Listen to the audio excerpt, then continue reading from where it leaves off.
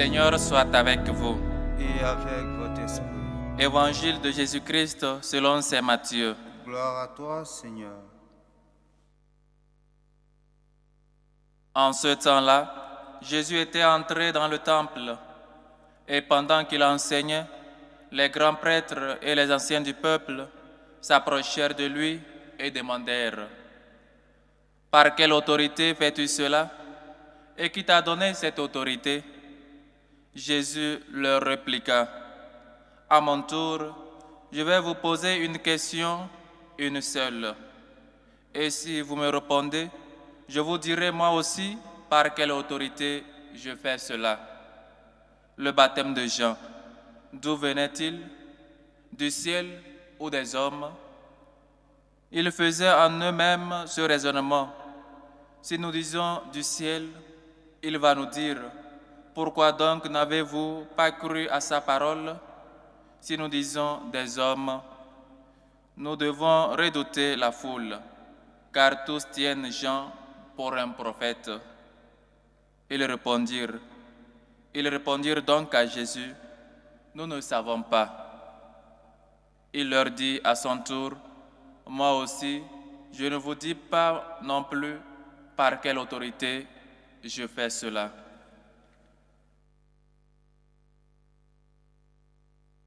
Acclamons la parole de Dieu. Louange à toi, Seigneur Jésus.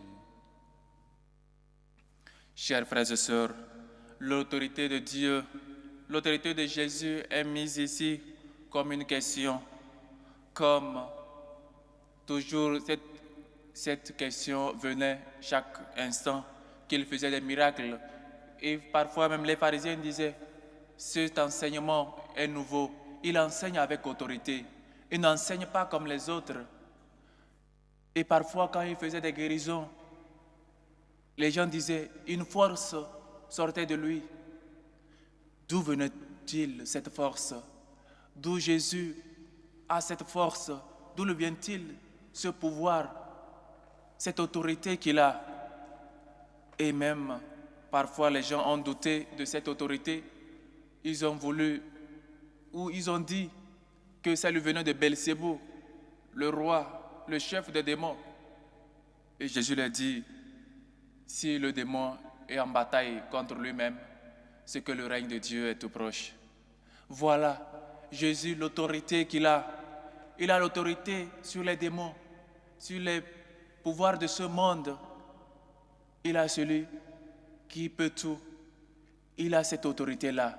Et donc, l'autorité lui a été donnée par son Père, par Dieu le Père. Dieu a voulu que tout se fasse par lui, tout se fasse par lui et pour lui. Et il a voulu encore récapituler toutes choses en lui. Dieu, le Fils de l'homme, a cette autorité, l'autorité qui ne vient pas de ce monde, l'autorité qui lui a été confiée par son Père. Il a donc l'autorité sur nos vies. Il faut donc juste qu'on se soumette à lui. Il faut donc juste qu'on soit des gens obéissants à sa parole, à sa volonté. Il faut qu'on se donne totalement à lui. Il faut qu'on lui fasse confiance, chers frères et sœurs. Ou bien, sommes-nous encore en train de douter? D'où lui vient-il cette autorité? Ou encore, nous sommes en train de dire qu'il n'a pas d'autorité sur nos problèmes, qu'il ne peut pas résoudre nos difficultés. Mieux, on cherche les solutions ailleurs. Parce qu'on ne croit pas à l'autorité de Dieu. On ne pense pas que la situation peut devenir autre chose, que Dieu peut sortir du bien, du mauvais. On ne peut pas qu'il peut changer les circonstances, l'histoire de notre vie. On pense qu'on est laissé à notre sort. Dieu a la puissance de transformer les choses. Et parfois même on le chante dans nos chansons. Autorité, elle nous a été donnée. Dieu nous donne l'autorité. Allez donc, si quelqu'un même prend une boisson empoisonnée, cela n'aura aucun effet sur lui. Je vous ai donné l'autorité d'expulser les démons. Voilà l'autorité que Dieu nous donne. Voilà l'autorité que le Fils de Dieu a. L'autorité, elle nous a été donnée. Comme nous le chantons, L'autorité de Dieu nous a été donnée. Nous sommes fils de Dieu par le Fils. Et donc, la question nous est posée aujourd'hui. Reconnaissons-nous l'autorité de Dieu dans notre vie? Soumettons-nous. Nous nous soumettons à l'autorité, à la puissance de Dieu. Ou encore nous nous révélons, ou encore nous critiquons, ou encore nous murmurons. Si Dieu a de l'autorité sur nous, si nous laissons que sa volonté se fasse en nous, qu'il puisse faire de nous ce qu'il voudra, comme l'argile dans les mains du potier. Seigneur, fais de moi ce que tu voudras, pourvu que ta volonté se fasse à moi, pourvu que tu manifestes en moi ta gloire, ton autorité. Chers frères et sœurs, voilà ce que nous devons dire. Nous devons nous soumettre à l'autorité de Dieu, à la puissance de Dieu. Seigneur, je ne suis que l'argile, comme l'argile dans les mains du potier. Fais de moi ce que tu voudras, pourvu que ta volonté se fasse à moi et que ta gloire soit manifestée. Chers frères et sœurs, nous ne pouvons rien. Nous ne sommes rien. Il suffit seulement de reconnaître l'autorité de Dieu dans notre vie.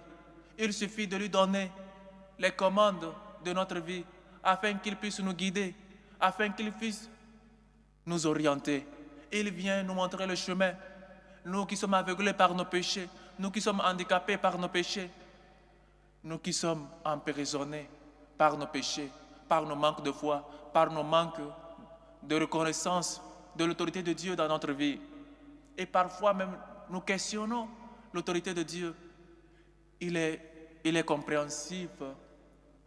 On peut comprendre un païen qui critique l'autorité de Dieu, qui ne se soumet pas à l'autorité de Dieu, qui peut-être ne reconnaît pas l'autorité de Dieu dans sa vie. C'est normal.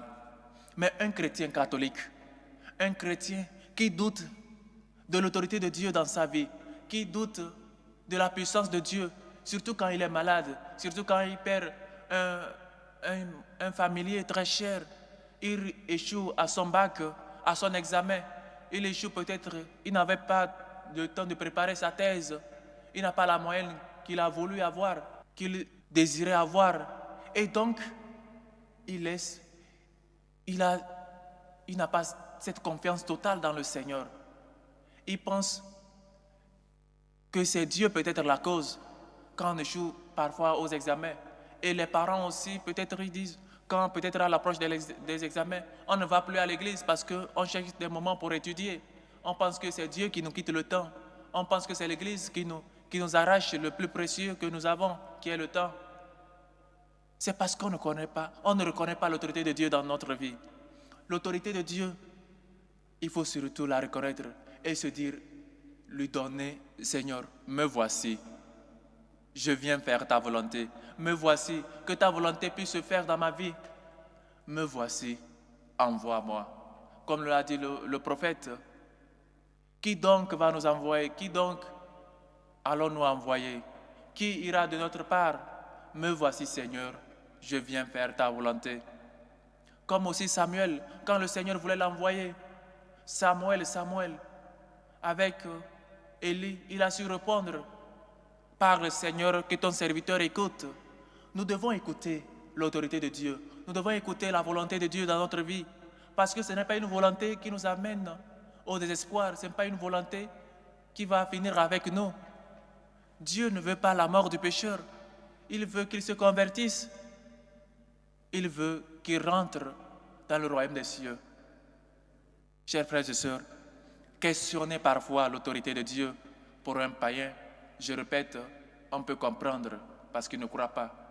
Mais nous chrétiens, parfois quand nous passons des moments difficiles, des nuits très sombres, on passe par des tunnels où nous ne voyons même pas la fin, on ne voit même pas la lumière, on pense que c'est fini pour nous.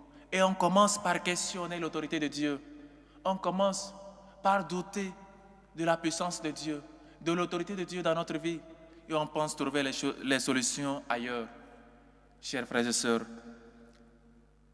parfois cette question nous revient. L'autorité de Dieu, l'autorité de Jésus, d'où lui vient-il? Il nous dit, je vais vous poser une question. Jean-Baptiste a proclamé la conversion, que le Fils de l'homme est tout proche, qu'il fallait se préparer pour l'attendre.